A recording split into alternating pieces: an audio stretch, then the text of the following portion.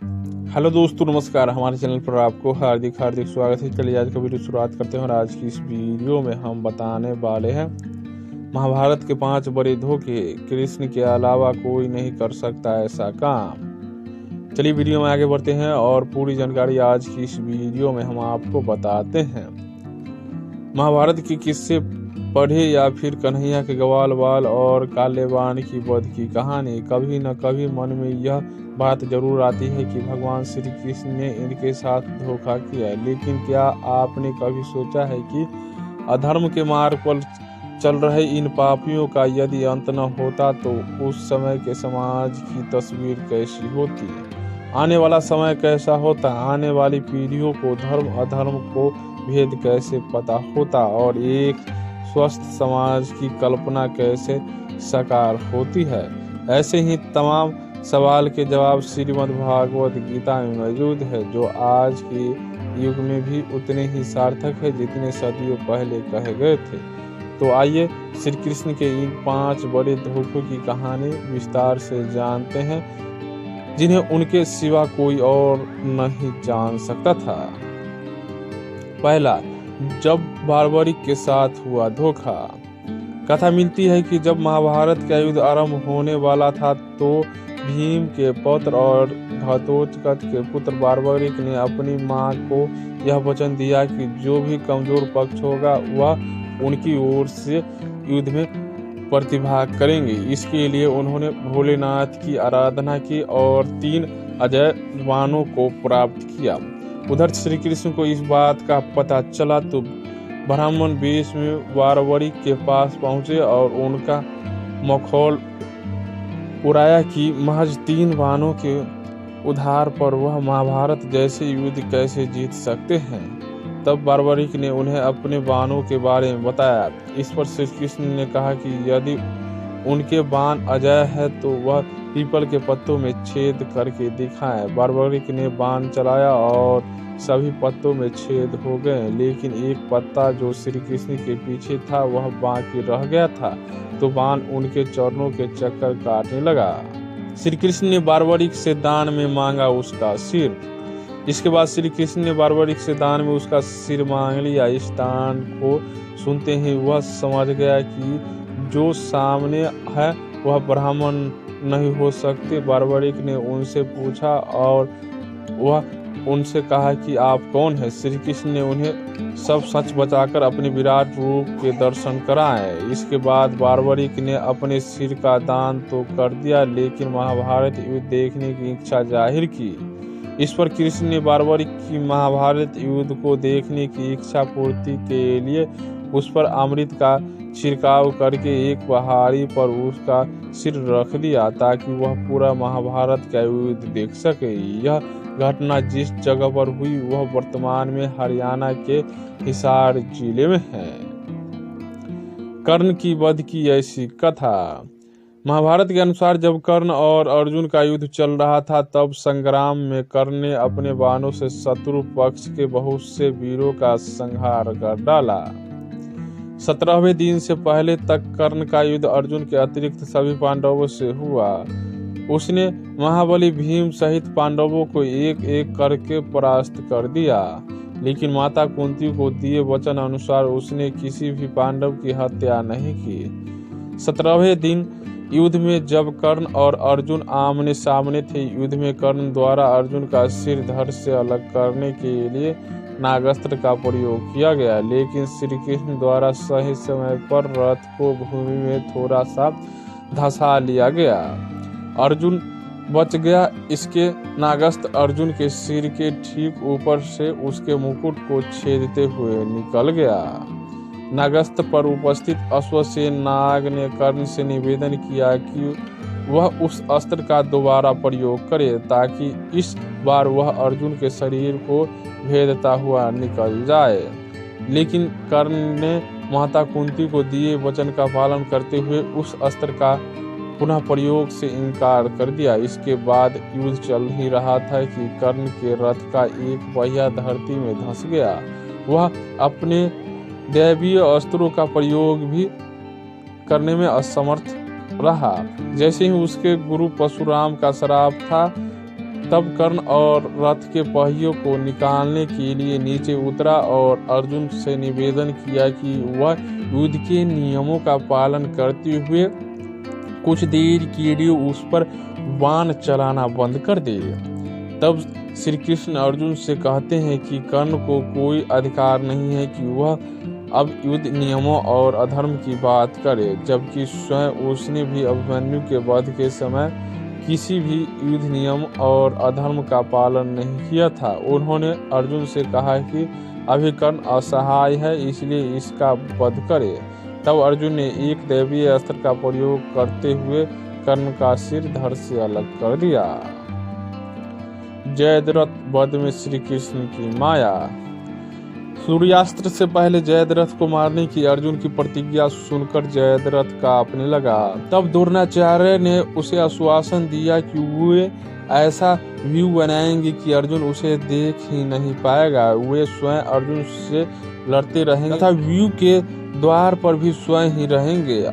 अगले दिन युद्ध शुरू हुआ। अर्जुन को जयद्रथ कहीं दिखाई नहीं दे रहा था। उधर दिन बीतने लगा। धीरे धीरे अर्जुन की निराश बढ़ती गई। यह देखकर श्री कृष्ण बोले, पार्थ समय बीत रहा है और कौरवों की सेना ने जयद्रथ को रक्षा कवच में घेर रखा है, अतः तुम शीघ्रता से कौरवों सेना का संहार करते हुए अपने लक्ष्य की ओर बढ़ो। यह सुनकर अर्जुन आगे बढ़े, लेकिन जयद्रथ तक पहुंचना मुश्किल था। सूर्यास्त होने वाली थी। तब श्री कृष्ण ने अपनी माया फैला दी। इसके फलस्वरूप सूर्य बादलों में छिप गया और शाम का भ्रम उत्पन्न हो गया। शाम होते देख जयद्रथ और दुर्योधन प्रसन्न से उछल पड़े। अर्जुन को आत्मदाह करते देखने के लिए जयद्रथ कौरव सेना के आगे आकर अट्टहास करने लगा। तभी जयद्रथ को देखकर श्री कृष्ण बोले, पार्थ तुम्हारा शत्रु तुम्हारे सामने खड़ा है, उठाओ अपना गांडीव और कर दो इसका वध। वह देखो सूर्यास्त अभी नहीं हुआ है। यह कहकर उन्होंने अपनी माया समेट ली। देखते ही देखते सूर्य बादलों से निकल आया। सबकी दृष्टि आसमान की ओर उठ गई। सूर्य अभी भी चमक रहा था। तब अर्जुन ने अपना गांडीव उठा लिया और श्री कृष्ण के कहे अनुसार जयद्रथ की गर्दन पर इस तरह वार किया कि उसका सिर उत्तर दिशा में 100 योजन की दूरी पर तप कर रहे उसके पिता की गोद में जाकर गिरा। जयद्रथ का पिता चौंक उठा तो उसकी गोद में से सिर जमीन पर गिर गया। सिर के जमीन पर गिरते ही उसके सिर के भी 100 टुकड़े हो गए। कल्लेबान वध की जाने ऐसी कहानी। पौराणिक कथाओं के अनुसार मगध के शासक जरासंध ने मथुरा पर हमला कर दिया। हमले के लिए जरासंध ने शिवजी से अजय का वरदान प्राप्त कालेबान को भेजा। वरदान के कारण श्री कृष्ण ने कालेबान को नहीं मारा। कालेबान से भयंकर युद्ध चल रहा था। युद्ध के दौरान वह रण छोड़कर ललितपुर के धौजरी के पास पर्वत पर स्थित एक गुफा में आकर छुप गए। गुफा में उस समय मुचकुंद ऋषि तपस्या कर रहे थे। उन्हें वरदान था कि उनकी दृष्टि सबसे पहले जिस पर पड़ेगी वह भस्म हो जाएगा। श्री कृष्ण ने अपना पहने पीला वस्त्र मुचकुंद ऋषि के ऊपर डाल दिया और गुफा में छिप गया। भगवान श्री कृष्ण का पीछा करते हुए कल्लेबान गुफा तक पहुंचा। कल्लेबान ने पीले वस्त्र में तपस्या कर रहे मुचकुंद ऋषि को श्री कृष्ण समझा और भगवान श्री कृष्ण के धोखे में मुचकुंद ऋषि को मारना शुरू कर दिया। ऋषि मुचकुंद ने जैसे ही आंख खोली उनकी दृष्टि हमला कर रहे कल्लेबान पर पड़ी। इससे वह भस्म हो गया। इस तरह से श्री कृष्ण ने बिना स्वयं मारे ही कल्लेबान का वध कर दिया। इस घटना के बाद से युद्ध भूमि छोड़कर ललितपुर की इस गुफा में आने के कारण भगवान श्री कृष्ण का नाम रणछोड़ पड़ गया। दुर्योधन की वध की अनोखी कथा। महाभारत के युद्ध अपने अंत की ओर था। युद्ध में सभी कौरव मारे गए थे, केवल दुर्योधन ही अब तक जीवित बचा हुआ था। ऐसे में गांधारी ने अपनी आंखों की पट्टी खोलकर दुर्योधन के शरीर को ब्रज करना चाहा। गांधारी ने भगवान शिव से यह वरदान पाया था कि वह जिस किसी को भी अपने नेत्रों की पट्टी खोलकर नग्न अवस्था में देखेगी उसका शरीर वज्र हो जाएगा। इसलिए गांधारी ने दुर्योधन से कहा कि वह गंगा में स्नान करने के पश्चात उसके सामने नग्न अवस्था में उपस्थित हो। महाभारत के अनुसार जब दुर्योधन गंगा स्नान के बाद नग्न अवस्था में गांधारी के समक्ष उपस्थित होने के लिए आ रहा था, तभी मार्ग में श्री कृष्ण उसे मिल गए। उन्होंने दुर्योधन से कहा, इतना बड़ा हो जाने के बाद भी तुम अपनी माता के समक्ष पूर्व नग्न होकर जाओगे, क्या तुम्हें लज्जा नहीं आती? इस पर दुर्योधन ने अपनी जंघा पर पत्ते लपेट लिया और गांधारी के समक्ष उपस्थित हो गया। जब गांधारी ने अपने नेत्रों से पट्टी खोलकर उसे देखा तो उसकी दिव्य दृष्टि जंघा पर नहीं पड़ सकी। इसके चलते दुर्योधन की जंघाएं वज्र ही नहीं हो सकी। युद्ध के अंत समय में दुर्योधन एक सरोवर में प्रवेश कर गया। उसने कहा कि मेरे पक्ष के लोगों से यह कह देना कि मैं राज्यहीन हो जाने के कारण सरोवर में प्रवेश कर गया हूँ। वह सरोवर में जाकर छिप गया तथा माया से उसका पानी का बांध लिया।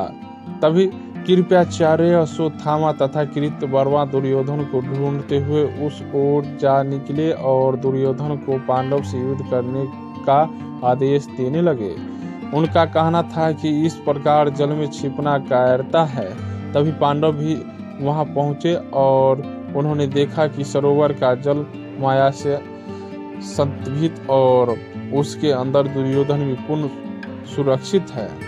श्री कृष्ण ने युधिष्ठिर को भी माया का प्रयोग करने का परामर्श दिया। युधिष्ठिर आदि ने दुर्योधन को कायरता के लिए धिक्कारा तथा युद्ध के लिए ललकारा। तब श्री कृष्ण ने कहा कि आप लोगों में से भीम से इतर कोई भी दुर्योधन से गदा युद्ध करने के योग्य नहीं है।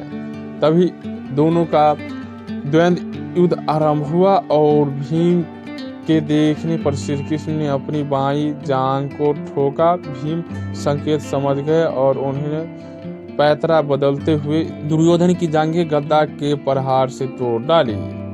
तो दोस्तों, हमारी आज का जानकारी कैसा लगा? अगर अच्छा लगा हो तो लाइक शेयर और सब्सक्राइब करना न भूले। पूरा वीडियो देखने के लिए धन्यवाद।